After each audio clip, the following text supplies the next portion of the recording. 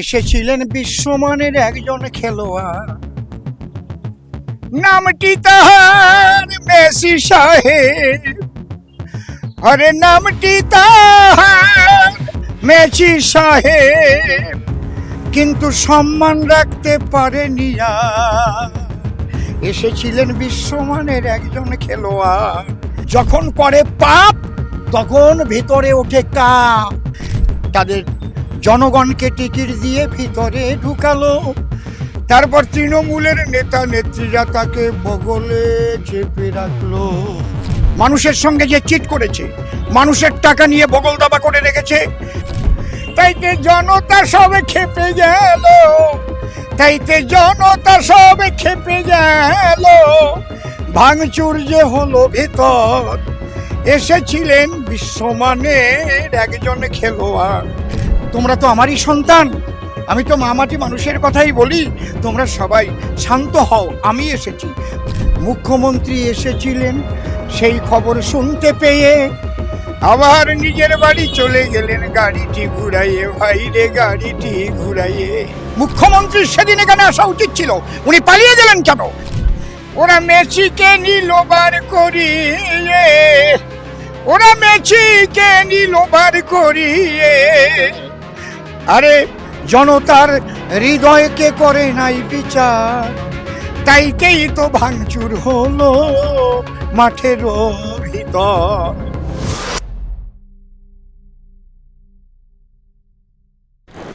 স্বভাব কবির একটা চরিত্র হলো যে কোনো মুহূর্তকে কেন্দ্র করে একটা সঙ্গীত বেঁধে ফেলবেন এবং গেয়ে ফেলবেন। এই মুহূর্তে অসীম সরকার রয়েছেন, বিজেপির হরিণঘাটার বিধায়ক। বিধানসভা থেকে মাঝে মধ্যে রাজনৈতিক বিভিন্ন কারণকে সামনে দেখিয়ে আমরা গান গাইতে শুনেছি। আচমকা আপনি তো স্বভাব কবি, মেসির এই কাণ্ড, মমতা বন্দ্যোপাধ্যায় স্পোর্টস মিনিস্টার হওয়া, অরূপ বিশ্বাসের পদত্যাগ, শতদ্রুর গ্রেপ্তার এবং সাধারণ মানুষের গ্রেপ্তার, কিভাবে দেখছেন? গান গেয়ে দিন একটা।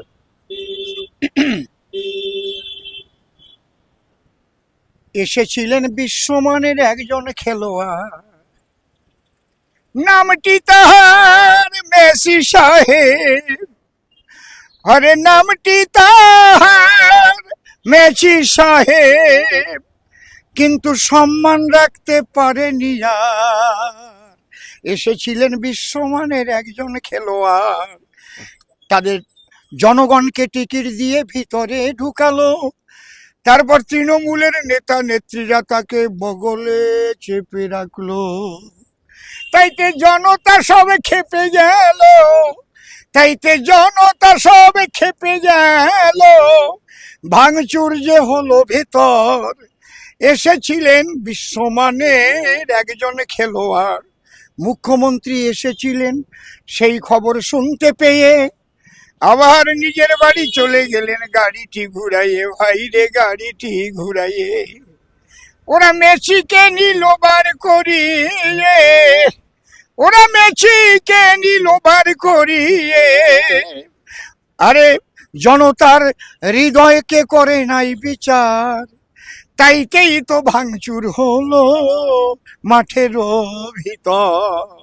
নমস্কার। অসাধারণ, মানে একদম রাজনৈতিক বিষয়কে কেন্দ্র করে সরাসরি এভাবে স্বভাব কবি হিসাবে গান গাওয়ার এই চরিত্রটা বিজেপির এই বিধায়কের রয়েছে।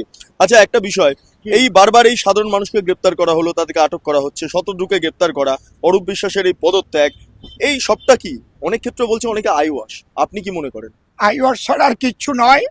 দেখতে হবে কি ধরনের ধারা দিয়ে কেস করা হয়েছে। ধারা দেখলে বোঝা যাবে যে ধারার মধ্যে কতটুকু কঠিন ধারা দেওয়া হয়েছে।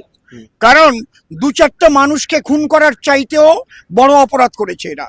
মানুষের সঙ্গে যে চিট করেছে, মানুষের টাকা নিয়ে বগল দাবা করে রেখেছে, এবং এটা হচ্ছে মাননীয় মুখ্যমন্ত্রীর টাকা উপার্জন করার মানুষরূপী কিছু যন্ত্র তৈরি করে রেখেছেন। এই যন্ত্রগুলোর দ্বারায় ষড়যন্ত্র করে করে, তাই নাহলে 20 টাকার বোতল 200 টাকা বিক্রি হয়। টাকাগুলো যাবে কোথায়? আমরা চাইবো আমার মাননীয় শুভেন্দু অধিকারী মহাশয়, যিনি পশ্চিমবঙ্গ বিধানসভার বিরোধী দলনেতা, তিনি আমাদের নিয়ে কেন এসেছিলেন?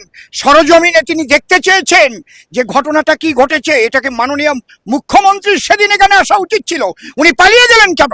উনি এখানে দাঁড়িয়ে থেকে বলতে পারতেন, মেসিকে নিয়ে ঢুকতে পারতেন, তোমরা তো আমারই সন্তান, আমি তো মামাটি মানুষের কথাই বলি, তোমরা সবাই শান্ত হও, আমি এসেছি, প্রয়োজনে আমার রাজকোষ থেকে তোমাদের টাকা ফিরিয়ে দেব, তা কিন্তু বলতে উনি সাহস পাননি। আজকে আমাদের বিরোধী দলনেতা হৃদয়বান মানুষ, তিনি মানুষের কাছে চলে যান, যেখানেই যা হয় উনি দেখলেন যে মুখ্যমন্ত্রী যখন আসেনি, আমাদের দায়িত্ব এই জনগণের সঙ্গে চিট করা হয়েছে এবং এই চিটারদের ধরবার জন্য, চিটারদের যে শিকড় কোথার থেকে এসছে সেই শিকড়কে, প্রকৃত মূল শিকড় টেনে বের করবার জন্য পুলিশের কি ভূমিকা, এটা আমরা দেখব। এটা দেখার জন্য আজকে এসেছে। ওরা ভয়ে কিন্তু ঢুকতেই দেয় না। ভয়টা কখন হয়? আমার গুরুদেব ভবা পাগলা বলতেন, যখন করে পাপ তখন ভেতরে ওঠে কাপ। এই কাপ উঠে গেছে। 26-এ এ বিষ ঝাড়াই পোষাই হবে। মনে রাখবেন, মাননীয় শুভেন্দু অধিকারীকে একদিন জামাই আদর করে এই ভিতরে এই পুলিশ ঢুকাবে। 26-এর ভোটের পরে জামাই আদর করে ঢুকাবে। হ্যাঁ স্যার, আসুন স্যার, ছাড়, এইসব বলবে সেদিন। আজকে যে পুলিশ মমতার শুধু চটি চাটছে তা না, পটি চাটা পুলিশ আমি বলবো। লাস্ট প্রশ্ন একটা এসআইআর নিয়ে করবো, যে এসআইআর তো খসড়া তালিকা প্রকাশ পেলে অনেকেই বলছেন নাকি প্রচুর মতুয়াদের নাম বাদ গিয়েছে ইত্যাদি ইত্যাদি। আপনি নিজে মতুয়ার প্রতিনিধি, ফলে আপনি কতগুলো নাম বাদ গেছে বলে জানতে পারছেন? আমি আমার বিধানসভার কথাটা বলছি, যে ভয়ে এবং আতঙ্ক সৃষ্টি করছে, একদম না। আমার বিধানসভায় 10,821টি নাম, ওই যে 58 লক্ষ যে প্রাথমিক স্তরে বাদ গেছে, এর মধ্যে প্রায় 6,000 মৃত আর প্রায় 4,000 স্থানান্তরিত। এ তো 10,000 প্রায় হয়েই গেল। আর কিছু আছে ফর্ম নিয়েছিল, তারা জমা দেয়নি। আর যারা যারা ফর্ম ফিল আপ করেছে, তাতে ম্যাপিংয়ে মিলুক আর না মিলুক, তাদের প্রত্যেকের নাম খসড়া তালিকায় আছে। এইবার সন্দেহমূলক যারা হবে, যাদের কাগজপত্র লাগবে, তাদের ভেরিফিকেশনে ডাকবে, তারা সেখানে কাগজ দেখাবে। কিন্তু যারা মতুয়া, নমশূদ্র, ব্রাহ্মণ, ক্ষত্রিয়, বৈশ্য, এক কথায় ওপার বাংলার উদ্বাস্তু সম্প্রদায়ের মানুষ, তাদের মধ্যে যারা সিএএ করেছে, তাদের 2002 সালে ভোটার লিস্টে নাম না থাকুক, তার মা বাবার নাম না থাকুক, তাদের 11টা প্রমাণের একটাও না থাকুক, এসআইআর এ নাম তোলার দায়িত্ব ভারতীয় জনতা পার্টির। এটা মোদিজির কমিটমেন্ট এবং আমার অমিত শাহজির কমিটমেন্ট। মনে রাখবেন, অনেক ক্যাম্প হয়েছে। আমার বিধানসভার ক্যাম্প বলতে পারি 22টা ক্যাম্প করেছি। 22টা ক্যাম্প আমার বিধানসভা। নাগরিকত্বের জন্য অ্যাপ্লাই করলেন কত?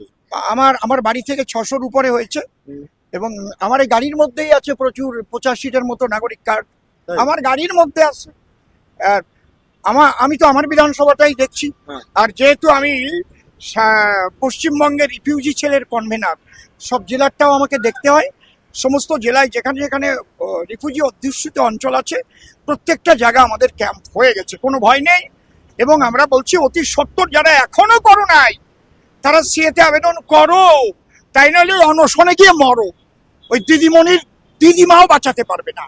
এই দিদিমণি যে কতটা ক্ষতি করেছে উদ্বাস্তুদের। প্রথম সিএর বিরোধিতা করেছে, মিথ্যা কথা বলেছে, এই সিএ করলে মুসলমানদের তাড়িয়ে দেবে, এই সিএতে কোনোদিন নাগরিকত্ব পাওয়া যাবে না, এসব বলেছে। আর এখন ওনার ওই যে কি অংশু না কি বলে, ওই যে কি নাম ওনার, একজন বেশ মুখপাত্র, অল্প বয়স, দেবাংশু, ওনাকে তো আমি অন্যরকম ভাষা দেই তো, হ্যাঁ অংশু ভংশু বলি কেন, ওই ওনাকে দেবাংশু বলা যায়? দেবের অংশ উনি দেবের অংশ, তাহলে চোরের সাগরেদ হয় নাকি? দেবের অংশ হলে ওনার যে বুদ্ধি বরাদ্দ, তাতে ওনার নাম আমি আলাদা দিয়েছি, শুনে নেবেন, এখন বলবো না। ঠিক আছে তো? এই জন্যে যারা যারা সিএ করবে, তাদের নাম এসআইআর এ থাকবে। সে 2002 সালে থাকুক আর না থাকুক, মা বাবা এদেশে থাকুক আর না থাকুক, এটা সিএ এর 6B 4 নম্বর কলমে অ্যামেন্ডমেন্ট করা আছে। Provided further that the person who makes the application for citizenship ওখানে লেখা আছে হচ্ছে, under this section shall not be deprived of his rights and privileges. যারাই এতে আবেদন করবে, তাদের অধিকার এবং সুযোগ সুবিধা থেকে তাদের বঞ্চিত করা যাবে না। এই প্রভিশনেই কিন্তু এরা ঢুকে যাবে এসআইআর। নমস্কার।